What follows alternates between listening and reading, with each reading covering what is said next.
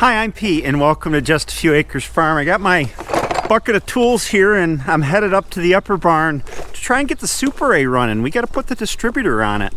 Oh, it's a door. Okay.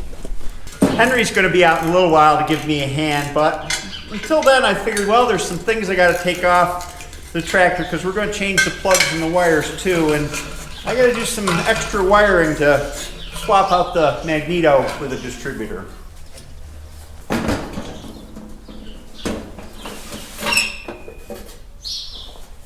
Here we have a bit of a pain in the butt. I have to pull the battery box out, and this is one piece, unlike the Super C. I can't just pull a side off it. Got to get the box and the battery out to get at the wiring back here to change out the switch. First thing is to disconnect the battery terminal. Well, you're not supposed to spin. Why are you spinning?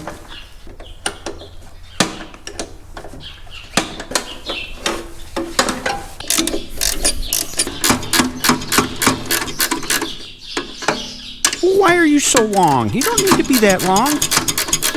There we go.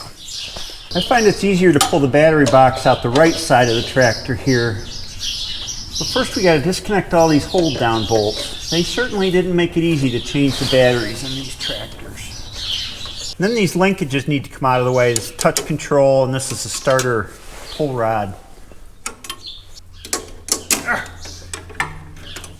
Take off the starter pull rod at the starter. There's a cotter pin back there. Yep. Now you gotta press down the clutch pedal, get this stuff out of the way, slide the battery out.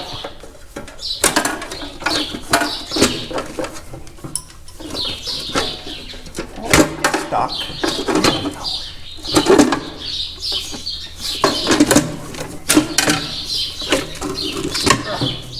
Behind the battery here is the wiring box, and what we have to do is change out the ignition switch here because we need one that doesn't just ground out a magneto, but it's actually got to make the circuit to the distributor. So that's got to go. Henry came up to join me. You heard any good jokes lately, Henry? Not from you. I'm insulted.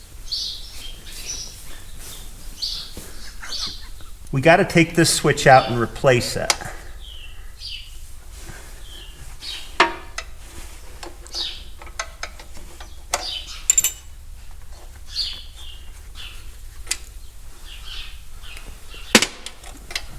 Disconnect the wiring.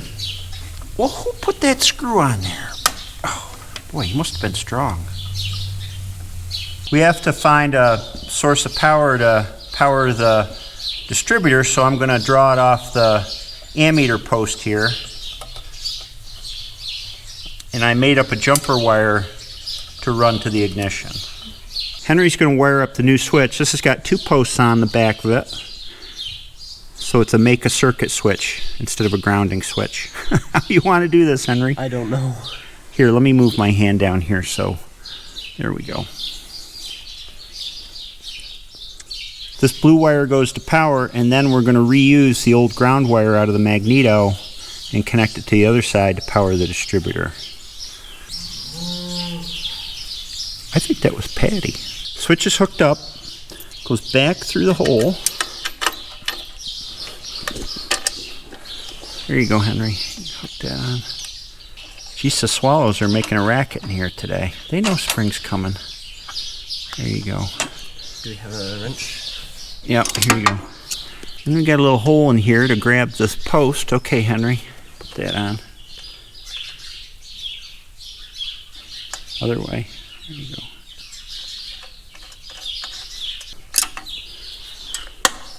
There's our switch. Next, disconnect the ground cable that goes onto the magneto to kill it. Pull off the plug wires. We're going to replace these. Oh. Take them all out of there. These are going bye-bye. This one's stuck back here. Well, that's not good. Then we can take off the magneto. There's just 2 bolts here. It's still really hard to turn. Henry, I restored this tractor before you were born. Oh. Long time ago. This is surprisingly hard to turn. even when it's unscrewed. Did you eat your spinach last night? Broccoli. Patty approves. There you go. Keep track of that. Magneto comes off. This is the drive unit for the new distributor, and you may remember I like to take these out and fit these in. They're just easier to get aligned because they're kind of a tight fit, and then put the drive unit over them. It's hard to screw in for some reason. One bolt in the bottom. All right, Henry, it's time to pull the plugs. This socket should fit 7/8. Yep. Just pull them all out. All right.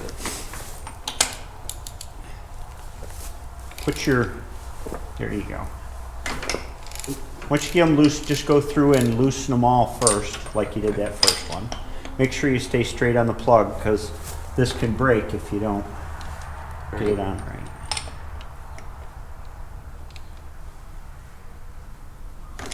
And then you can take, what I do is you take this off and you can put it on here, then you can just spin it by hand until the plug comes out, and then you pull the socket out and the plug will come with it. Well, that one didn't come with it. Oh my gosh, there you go. Let me see that plug. Oh, that's really carboned up, but the tip doesn't look too bad.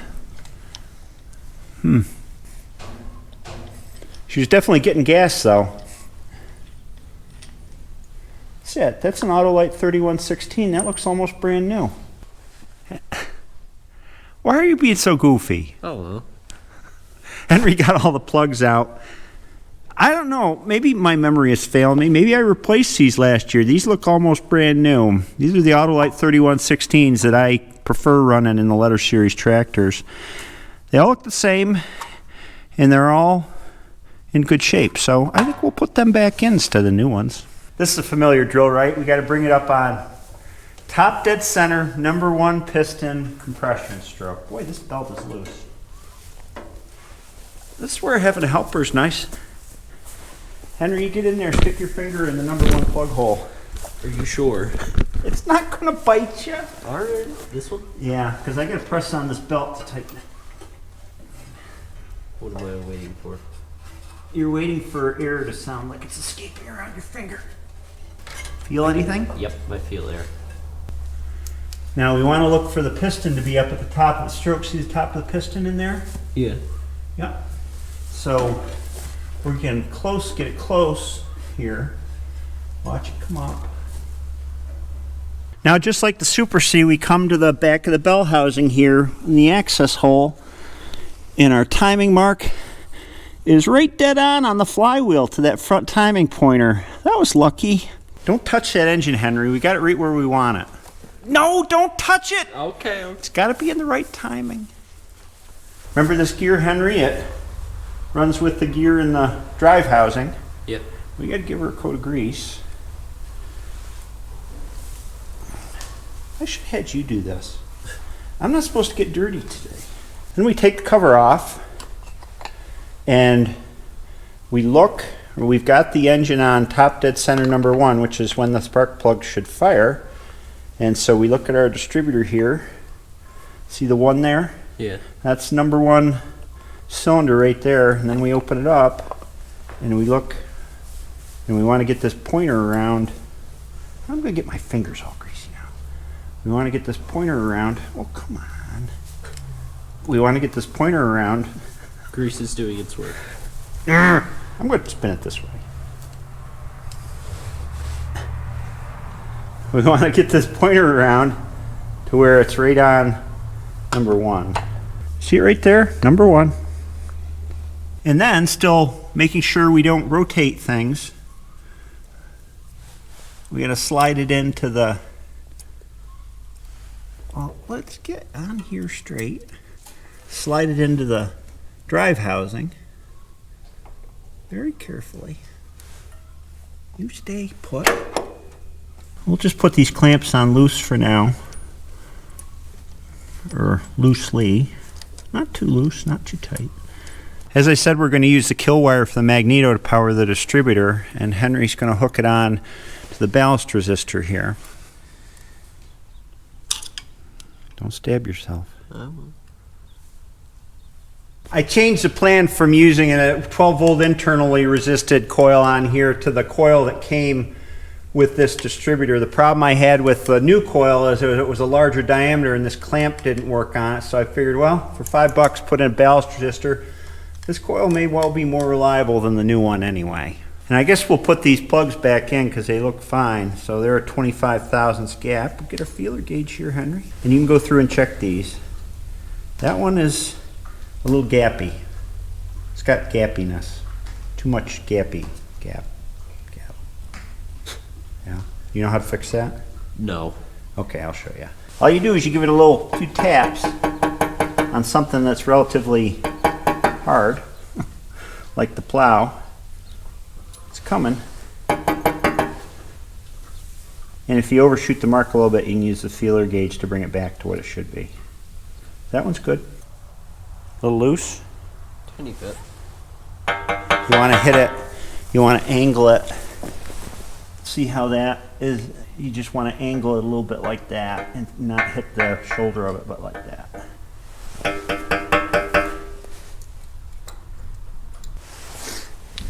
There's the last one. That one's fine the way it is. All right, good. I'll get these started and then you can turn them in the rest of the way, Henry. Right. So you come right on behind me, or right up here, and turn them in until they're tight, and then we'll seat them with this. Just with socket. this? Yep, just with Okay. that.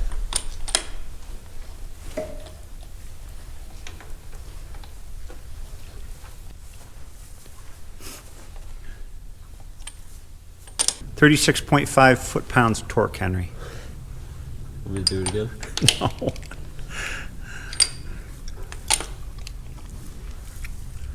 Now for the plug wires. We are going to put new plug wires on it. Those old ones were toast. Should be 5. 1, 2, 3, 4, 5. And the shorty is for the coil. You slide them in until they click. Yep. And then you slide the boot on until it's tight. There should be 2 shorts and 2 longs in here if I remember right. These are the shorts and these are the longs. So we'll put short and long. We'll put in the new plug wires. Of course, order is 1, 3, 4, 2. Number 1 first. Mm-hmm. Did you feel it click? Yep, I did. Okay. Then 1 goes to 1. There you go. And then you need a shorty here for number 3. 3 goes to 3. Yep. Probably go under the bar. And number 4 is a longie. Now you got to reach around back. Should probably put that under there. Down to 4. Yeah, that one goes under. I usually put it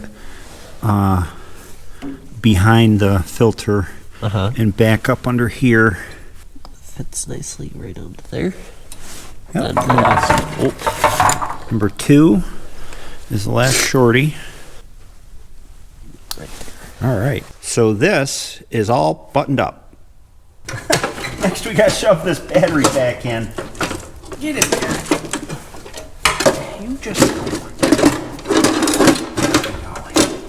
I think I can get at least another 10 years out of that terminal. It's pretty wore out, but I think it'll have enough to give us some go to begin with. Well, we'll just stick this on here temporarily. I think it went to the other post. It did. Gosh darn it. I'll fix that later. We got juice here? Yeah, we got lights out front. Gas is on. Battery's hooked up. Ready to try it? Here we go.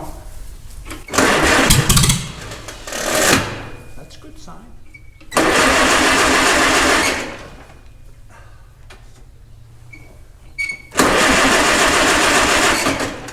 Uh-oh. That's what I say, uh-oh. Just needs choke, I think. I'm also starting to wonder about the carburetor. Need cleaning. It's been a while, 15 years since I messed with this. Or it's out of time. You might have to mess with the timing a little bit.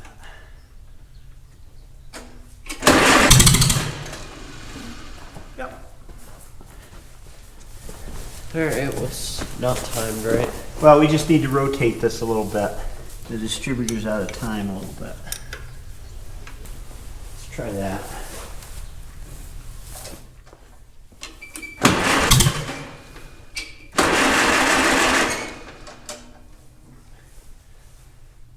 Well, usually I get these things pretty close.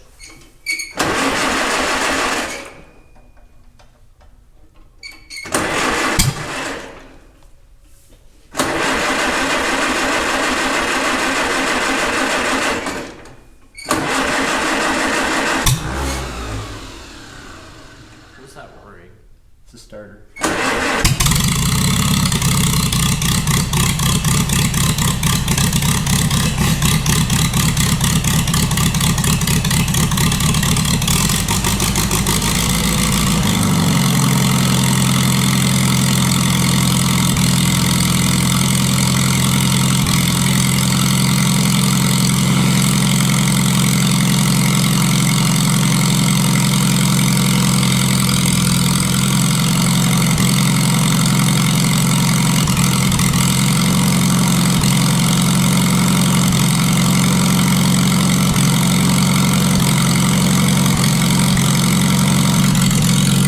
Charging. Yeah.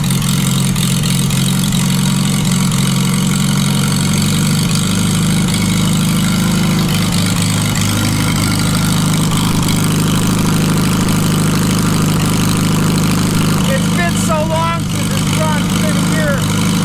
I may have a valve hanging up once in a while until things get good lubricated more. That's that little skip here once in a while.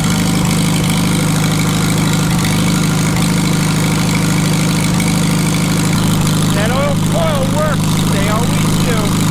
No, they don't. Or check the gas, Henry.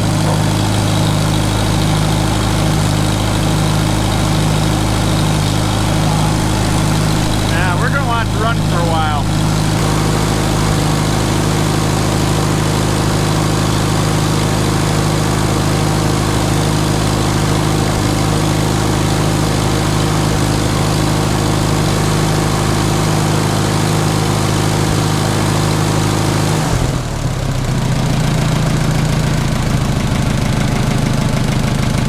Sounds awful good to me.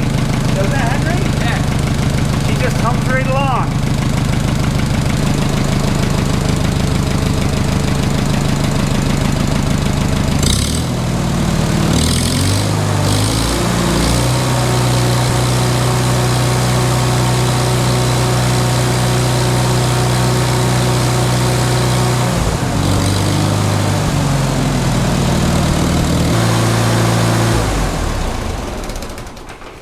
Want to try it?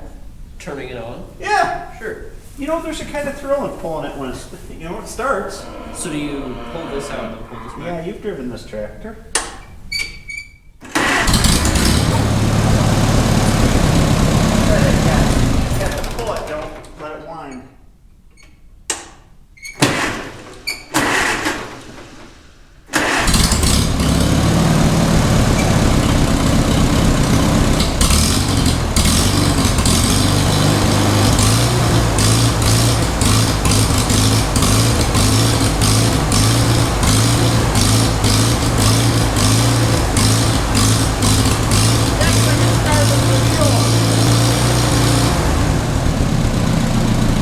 It acts like it's starving for fuel, like the carburetor, I think, needs to be gone through. See, it idles just fine. Stumbles. Might be an adjustment. Might be an adjustment. We'll try that. There is an idle screw right here on this carburetor, but it's not going to do much for a fast idle.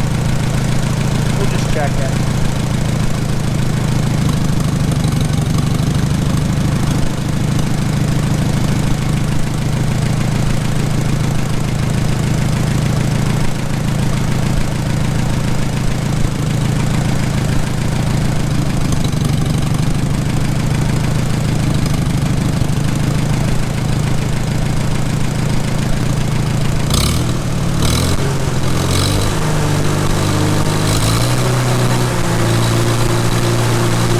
he's got to go now. He's got to go Research some good jokes. Oh, he's going to research good jokes. I need new material for sure. See you later. She's been running for the better part of an hour now while I put things back together and got the hood on and this and that. It idles pretty good.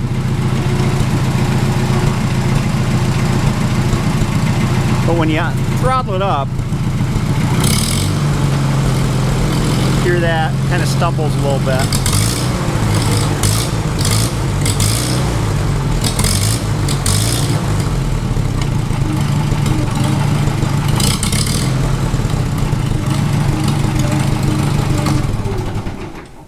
It's run this way for a while where it'll stumble when you put it on the throttle, and it's got fuel issues. I'm glad that we got it so it starts reliably.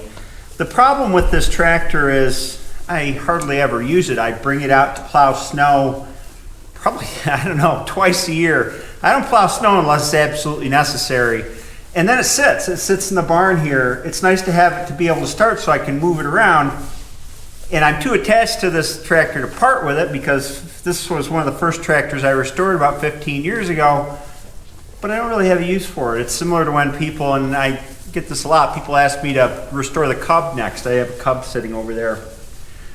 I would, but I really don't have a use for it. I might have a use for it in the future when I get older and say I want to keep a little garden or something. Might be a fun project, but not right now. Tractors need to be used to stay in good health, and that's the problem here. I think what I'll do is, when I get a chance, I'll bring it down to the shop after the 756 is out, do a service on it, take the carburetor off, take a look at the carburetor and see if it's an easy cleaning or what all's going on with it, and go from there. Anyway, it was nice spending time with my son Henry. He's 14 and time flies before you know it.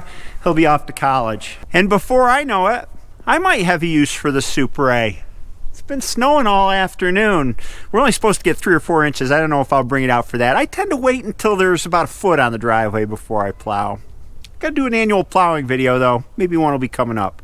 I hope you enjoyed this video, and I'll see you next time.